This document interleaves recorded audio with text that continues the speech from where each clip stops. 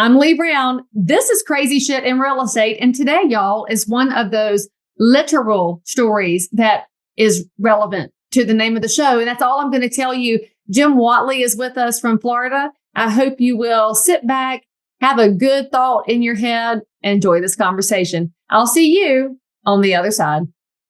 So if you're in real estate and you're listening to this podcast or watching it and thinking, man, I need some more Leigh Brown answers in my life. Well, guess what, friends?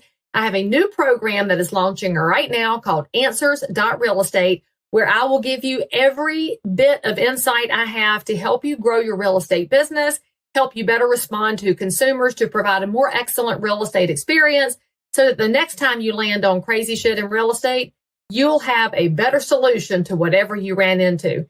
Answers.Real Estate. There are monthly plans available. You will love it. Get your coaching. Sign up with me today. Hello. How are you? I'm good. How are you doing? I'm fantastic. Thank you for joining me. Oh, no problem. I mean, whether you enjoy it by the end, we won't know until then. Well, you do have a bunch of Post-it notes on the wall behind you, and ball caps. So is this what we collect, is notes to yourself and ball caps? No, I've been doing trying to do, YouTube videos and stuff like that. And to try to make it more interesting, I come up with the things that, either do or don't do in different colored Post-it notes. My wife writes them out for me because my handwriting is horrible. And then I do the YouTube video of what I would do, what I won't do, try to hold the video up, for I don't know, effect, I guess. I don't know what other thing to say other than, I don't know if it's working or not, but I'm trying it. Well, you won't know until you try it. And frankly, The thing on videos is you have to make a whole bunch of them before something connects with the public, and then Shazam, it's on. Well, it's funny thing is I try to do like a 60-second video every day, 6 days a week, trying to help somebody in the process of buying or selling a home. But then Sunday I was showing houses under the new rules. So I did a video of how the car was going to be, when I did it, because they wanted to see a whole bunch of houses. I said, look, you're going to have to go with me in the car so we can hit all these houses in a good time frame. So I did a video of the cooler in the car, the snacks. I even put a little trash can in there, and everybody had their little clipboard. And I was getting like over 1,000 views on something where normally I'm getting 50. So, maybe I need to show less of me and more of something else. Well, I mean, there's a lot to be said for that day in the life kind of a thing. And that's the angle you were telling people. This is the real world. Yeah. Because they don't know real estate, real world, because they've watched HGTV and they've watched that god awful Selling Sunset. That is not the real world. Having some snacks in the car is the real world. Yeah. And I'm so glad you put people in your car. We got away from that during COVID. And I don't think these young realtors understand what they've missed out on by not having those conversations in between houses. That's when you really get to break down what you looked at and know who people are so you can find them what they want. Well, and typically I didn't do it before and haven't done it in a while, but it actually makes you a little bit closer, I think. You know what I mean? It just, it shortens the get to know you phase because you're right next to each other and you got to be polite.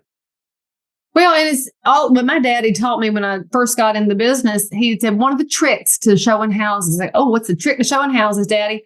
So you go over to the passenger side of the car, you'd open both doors at the same time and allow the buyer couple to get in the car. And Daddy said the one that gets in the front seat is the decision maker. People do that without even thinking about it. So now you know how to direct your conversation while you're showing and while you're in the car. You obviously can glance at the back seat or look in the rear view, but the one next to you, that's the one that's going to make the call. So like those little psychological things that we can learn so we can respond effectively don't happen if all you do is text and show up at a house and run back out of it. Well, the other thing I've kind of found over the years is I've seen, where they have arguments and stuff like that. I think sometimes if I take the wife's position, at least half the time, you know what I mean? If she's right, you know what I mean? She might not be. What do you mean if she's right? Come on, Jim. And it ain't half the time. It's like 95% of the time. And if he thinks he's in charge, it's because she's allowing him to think he's in charge. I mean, well, the funny thing about that is long time ago, I was in the DMV line up in Northern Virginia, and I was talking to the lady that was in front of me, and they were from Iran. So they were Persian. And she was telling me that my dad is the head of the household, but my mother reminded him that she was the neck. So she points him in what direction that she wants to go. That's what they said in my big fat Greek wedding. And I think it's the line that all of us said, that's exactly true across most cultures. And we have something in common after all. All right. So now that we're way rambling, tell my audience, who is Jim Whatley? Where are you located? What are you doing around real estate? How long have you been in? Give them a little brief thumbnail sketch of Jim. This is my 18th year in real estate. Before that, I was a chef, and the last position I had, I was the chef for the Motion Picture Association in DC, where it was a lobbying firm where we did dinners and show a movie for a lot of the congressmen, senators. Sometimes we would get Supreme Court justices, a king one time of Jordan, former presidents, things like that. And so occasionally we'd get movie stars to come through, not super big movie stars, but, notable ones, things like that. So that was a pretty interesting gig, and things were changing at the point, and I was getting to the age where if I didn't move on, I would never move on. You know what I mean? And being in the business, I always wanted to have my own business, and I was interested in homes and real estate and stuff like that. And like everybody thinks, I could be a realtor, until you actually start doing it. And then you're like, holy crap, what did I sign myself up for?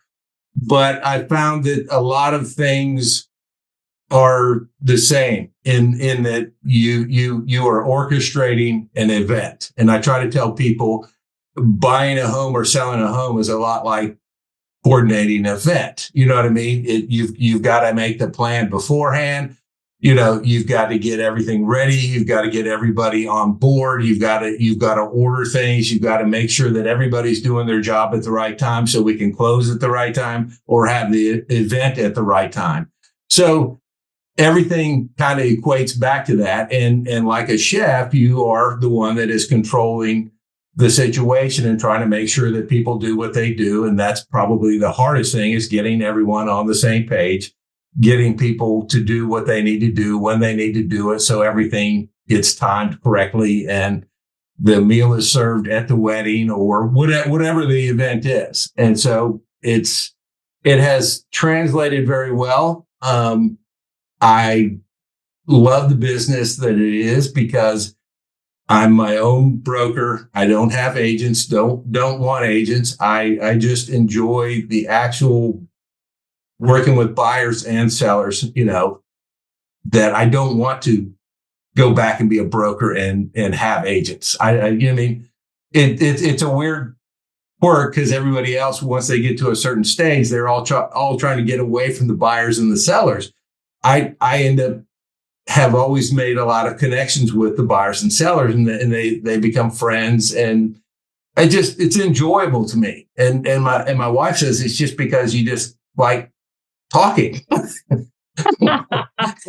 it's interesting. A lot of those agents that say they want to go into management or go into ownership, they get there and then find out very quickly that the skill set that makes you good with buyers and sellers, the talking and the connecting, is a whole different skill set than what you have to do to run an office. And I've talked to so many agents that they make that transition. They want to go back because they really miss those relationships and those connections. And I guess the event coordination, I've never heard that comparison before, but I love it. But before we go on, I do have to ask you a random question. If you served the king, did you have to have like an official taster there? Were they making sure your food wasn't poisoned? Because I'm so fascinated by that. It was the King of Jordan, and it was one of the newer Star Wars premieres, and he just came in and no, not really. But man, I was hoping you were such a celebrity chef that there were tasters in the room. No. That was going to be exciting, Jim. You just licked all the red off my candy, but all right, here we are. So when you made the transition, what was the hardest part to go from your chef life to your real estate life 18 years ago? If you had to look back in time, what was the hard part? The most difficult part is understanding from going, I call them W-2 people, people that get a W-2. You're just used to showing up to work, and work is provided to you. And, so I got my license, and I'm like looking around and I say, okay, what am I supposed to do next? And then if because you're an agent, you're working for a brokerage, and then there's really no agents that really want to help you. You know what I mean? It's not a system that is set up where an apprenticeship or anything like that, or some medieval guild where once you are in here and you learn how to do all of these things, you will then move on to become, a thing. The competitiveness that I found is probably the downfall of the real estate business, where the ability to give information to another agent and help them succeed is probably the worst part. Where in the food business, you're always helping, you're always teaching, you're probably training your replacement. So when you move on, the new dishwasher's hired, everybody moves up a step. In real estate, I found it's very kind of almost cutthroat. And I found out that some little old ladies will cut your throat in a deal, quicker than some other guy that looks like Gordon Gekko or something like that. It is just, but that's enjoyable too. And I found that if you do a very good job in real estate and you work with somebody on the other side of a transaction, you get a trust, you get a familiarity. So the next time you do a deal with them, your word should be gold. You know what I mean? When you say, look, I can't answer for the seller, but this is what I think we can do, what we can do.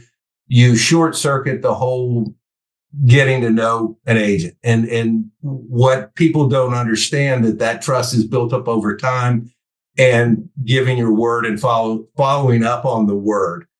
And that, I love that you said that, because it's one of those things that's misunderstood about the business, because it's portrayed as all cutthroat, but it's not. Some agents, absolutely, that's their MO. That's how they do the business.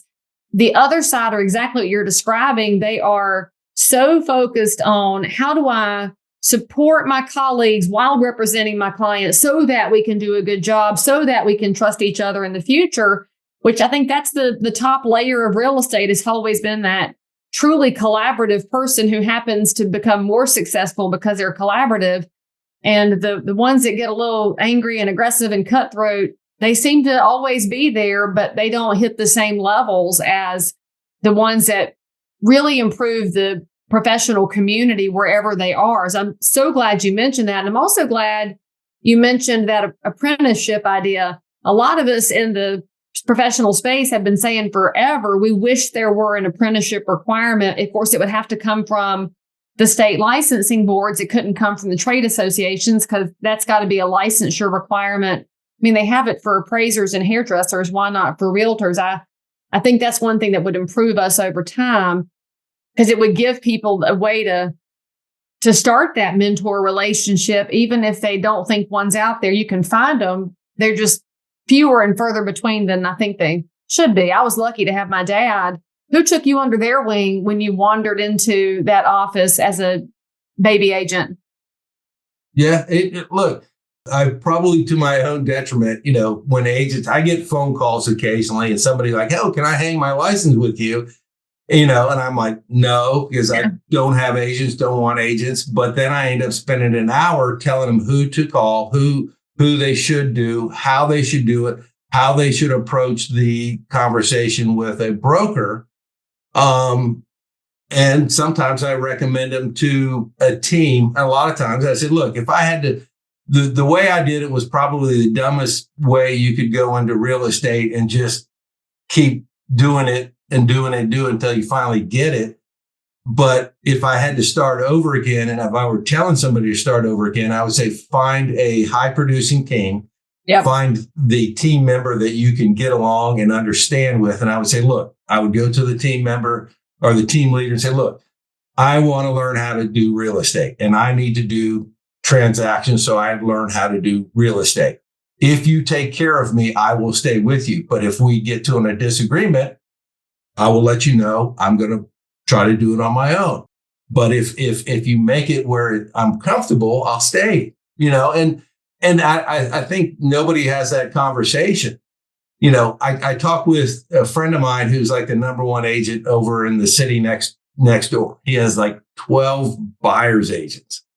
And he tells me the horrors of what he does. And I just keep laughing at him. I said, why do you do that? And he says, he said, the only thing I get out of it, he goes, I make about the same amount of money as I did before. I just get time off and I get time with my family. Okay. That's a fair trade. That's a lot of adult babysitting to get to that. Oof.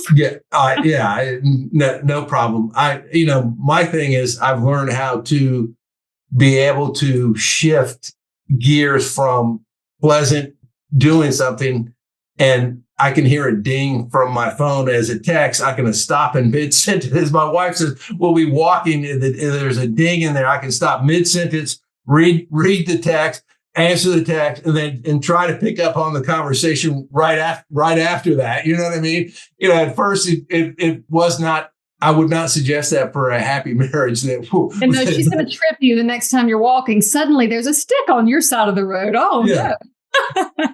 No. But look, she understands that, she was a chef also, and she understands, look, you got to work when there's work. And the responsibility that is given to you when you're working with a buyer or seller is a lot more than most people think, because they're not necessarily, they have a lot of fears and they don't understand the process, and they don't even really want to understand the process. They just want what they want, and they want to get it done. That's an interesting thing you just said. Do they really want to understand the process? I would say, of course, I'm married to an engineer. He's a process man. And of course, accountants, they love details. So you have that sector of the public probably does. But for the person who has a busy job, a busy family life, they have hobbies, they're exhausted, they stare at their phones, their bandwidth might be such that they don't want to, but they want to be able to have that level of trust that you already mentioned, so they don't have to understand the process.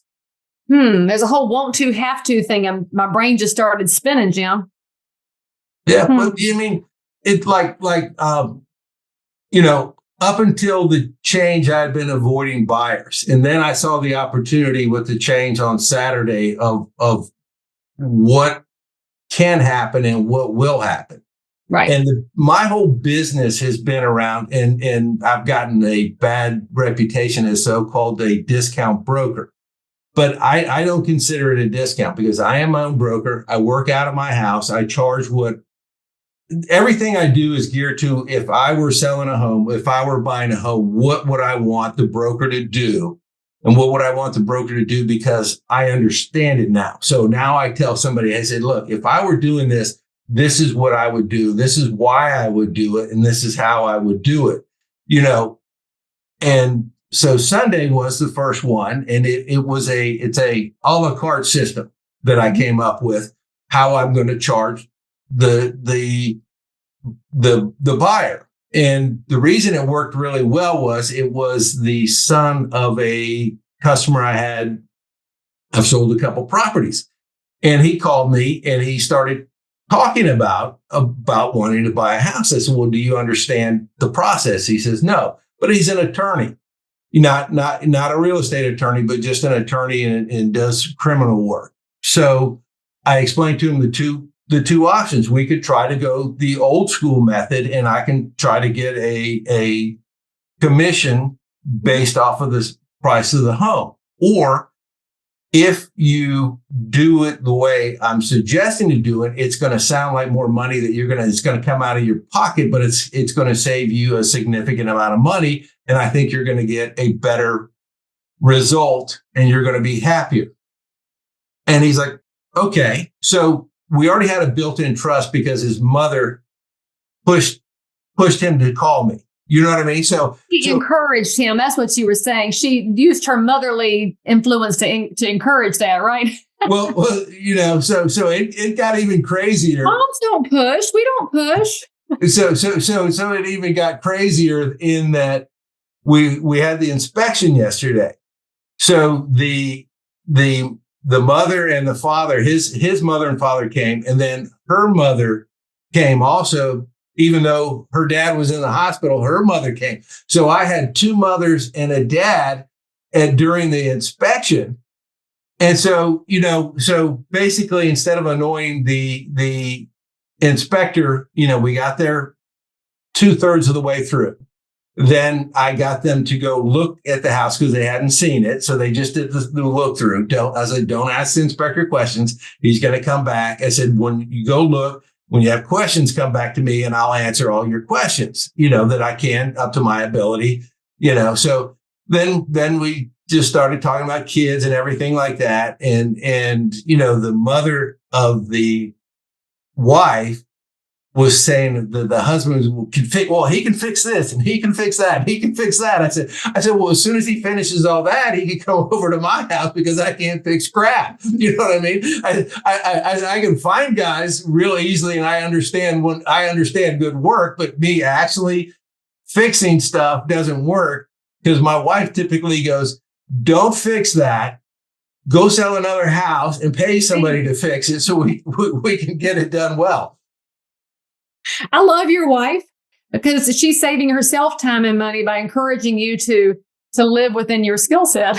Well, she's been with me a long time. So, but it's hereditary.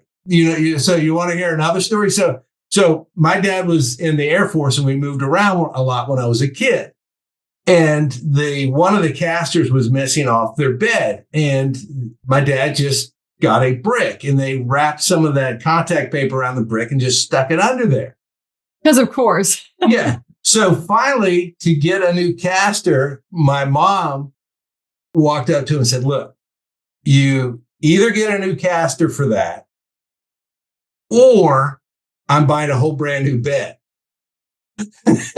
So there was a new caster within a day or two, So, but also the other quote from my mom about my dad was he would try to fix the plumbing. The plumber told my mom, said he goes, oh, Mrs. Whatley, tell your husband that it will be less expensive if he tries not to fix it before I get here. so that ended my dad's ability to fix anything. And we should just point out to everybody watching and listening, as your realtors, we always encourage you to use appropriate professionals. And that's why we have a list, because we know when we walk in and see your DIY projects, we know when you've tried to fix things and it wasn't in your skill set. That's I like your mom's style. And also, I should also point out, Jim, for the young people who don't know what contact paper is, that's what we used to cover our textbooks in for school, because you had to protect the cover or you would get dinged a nickel when you turned it back in when we had real books. And old people used to put shelf liner in. I don't think people use shelf liner anymore. And it's just another example of things that have kind of faded out of the general consciousness. But I know exactly what you're talking about, because the brick was decorative and your dad was trying to let it blend into the bedroom. Well, I don't know how much more you want to go, but speaking of contact paper, so the WDO inspection was yesterday, the wood destroying organism, or some people call it the termite inspection. And so he was telling stories to the parents also, you know what I mean? The guy had an audience, and And he was talking about that you wouldn't believe he opened a drawer one time and only one drawer had the contact paper on it. And he goes, he checked every other drawer and he finally said, this is just weird, so he kind of lifted it up and the whole bottom was just eaten up by termites. So, what I mean? People were trying to hide the termite damage with contact paper. That's I've never seen that done myself, but that means now that you've said it and spoken it into existence, I'm going to run into it. Thanks a lot for that. Well, the home inspector that I found in the beginning has beaten into me everything. He's since retired, but he's always like, would never say something that you don't know, because how everybody says, well, he would beat in my head. You don't know that.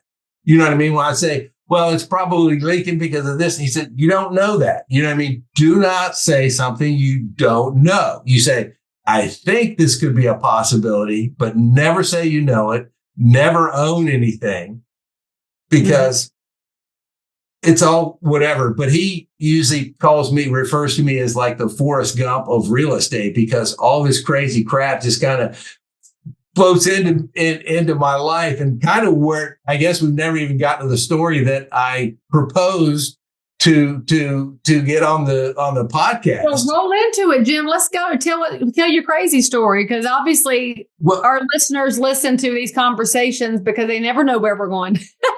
Yeah. Well, so this started out, and I had a townhouse, and it was I don't know. I'm sure you probably have some wetlands. So these townhouses were built over like a wetland on pilings. And you're in Florida, correct? So this is like Florida Northwest wetlands. So zero elevation wetlands. Yeah. So we got a contract on the house, got it at home inspection, and then the appraiser came by, and it was a VA deal, and the VA appraiser denied it. Says there was water underneath the structure. All of them, the whole row of houses had water under them. And I just assumed incorrectly that it was part of the wetlands. But I looked up the VA regulations and stuff like that, and it said water in basements and crawl spaces. And I'm arguing with the lender and the appraiser saying, that's not a crawl space. That's not a basement. That's open air. And it's on pilings for a reason. I said, they put them on pilings because it's in a wetland. So of course there's water there. They would not buy my arguments, killed the deal. That one goes away. So we finally get another deal on the house, and the inspector's there going through the whole thing, and he's going to walk around the big buildings and look underneath the thing as part of the inspection. Well, I needed to use the restroom at the time. So it just dumb luck. When I flush the toilet, the water goes through the pipe, and the pipe was not glued. And so the sewage from the house and the showers was dumping, and it was spreading along all 10 of the townhomes. So there was a layer of wastewater. Yeah. So good. All of that water under the houses was from flushing? Yes. And shower. It wasn't all flushing. I mean, it was some clean water in there. It was a balance. Yeah. So we get this. So I call the buyer's agent. I telling everybody what's going on, so everybody knows where we are. I'm trying to get a hold of the HOA president. I'm trying to, because it's not just this one that it's going to be affected. Right. It's going to be every home there is going to be affected. And so the buyer's agent is asking me, hey, well, what are we going to do about that? I'm like, how the hell do I know what we're going to do about it? I've never heard of this. I've never seen this. But so as we were talking, I said, okay, this is what I think we should do. I said, I don't know this, but the first thing I would do if I were you, I would call the health department for the county. So we call the health department. The health department comes out, looks at it, starts talking with the HOA president. So we finally got a plan of action. The health department says, okay, look, first of all, glue the thing back up so we can stop the leak. That is done.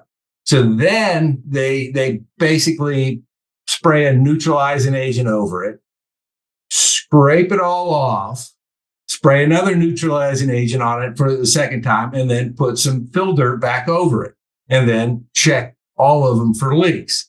So the buyer stuck into it. Everybody stuck with it. It closed.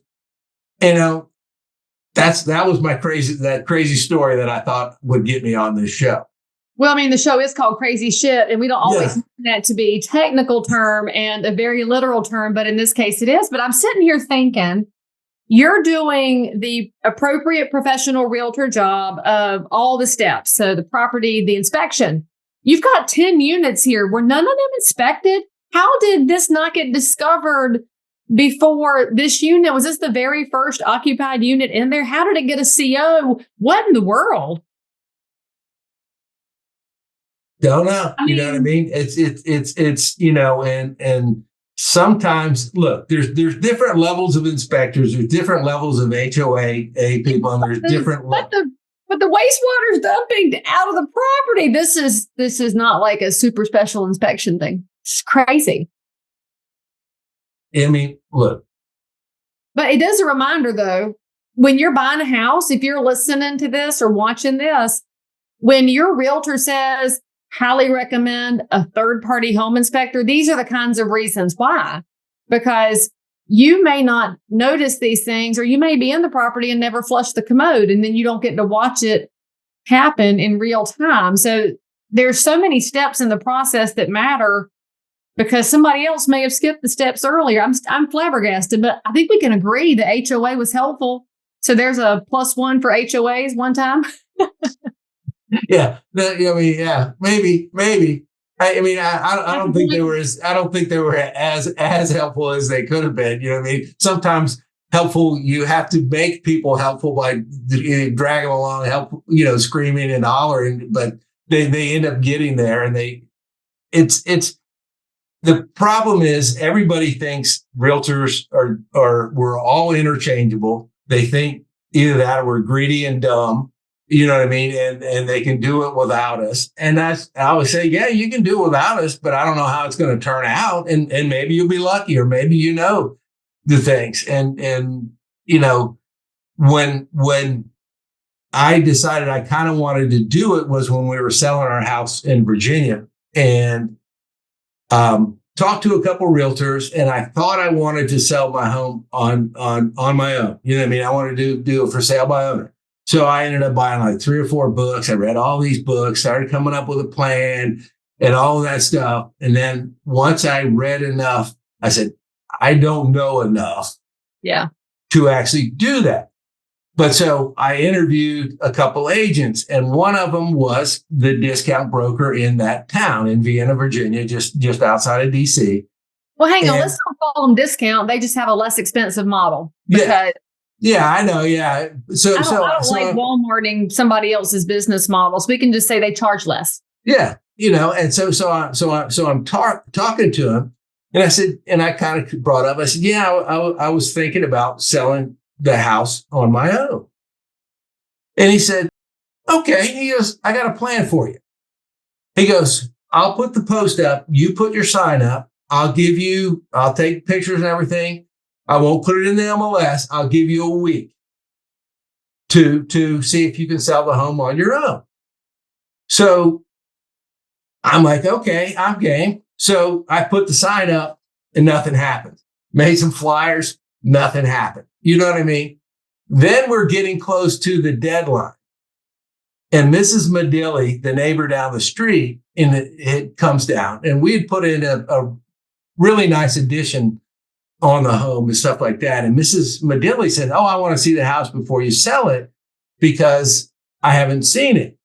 So I think I was at work or at the time, and Donna and Charlie, our son, he was probably like 5 or 6 at the time. And so they were at the house. They let Mrs. Medilli in, and she walks, she goes, oh, my son will buy this house. You know what I mean? So she goes home. Son looks at the pictures and writes an offer right then and there with the agent. And what he had proposed to me would be like unbelievable what you could pay a realtor to do the transaction. A special deal. It was a super special deal. You know what I mean?